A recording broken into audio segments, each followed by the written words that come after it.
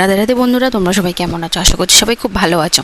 আর আজকে তোমাদেরকে একটা কথা বলেই দেখো, কারেন্ট চলে গেছে সন্ধ্যাবেলা, আর এই যে অন্ধকারেই রান্না করতে হচ্ছে। মানে আমাদের গ্রামের দিকে এই যে কারেন্ট চলে যায় আর এই যে লম্পট জেলে এই রান্না করার মজাটাই আলাদা। কিন্তু হ্যাঁ, বেশিক্ষণ যেন আমার ভালো লাগে না।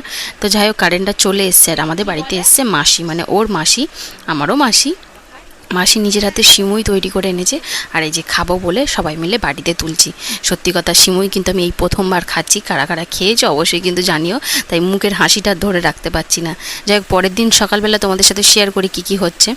রান্নাবান্না হচ্ছিলো, পরের দিন যেহেতু শনিবার ছিল তাই এই যে সব কিছু নিরামিষ হচ্ছে। মাসি একটু কাটাকুটি করে দিচ্ছিল আর আমি রান্না করব। তো এই দেখাই তোমাকে, মেশো বসে আছে। আর এই যে পটল কাটা হয়েছে, ভেন্ডি কাটা হয়েছে, করলা আলু ভাজা হবে। তো সেইগুলোই সবাই, এত কিছু রান্না হচ্ছে দেখো, কতগুলো জিনিস কাটাকুটি করে এখানে রাখা আছে। আর জানো তো, চাটনিও হয়েছিল। আর এই সব কিছু রান্না করার দায়িত্ব কিন্তু আমার ছিল, কারণ সবাই জোগাড় করে দেয় আর রান্নাটা কিন্তু আমিই করি, দেখলো। তো যাই হোক, এখানে আমি রান্নাটা করে নিচ্ছি। আর তোমরা এই গরমে কি করছো, কেমন আছো, সবাই কিন্তু কমেন্টে অবশ্যই জানিও আমাকে।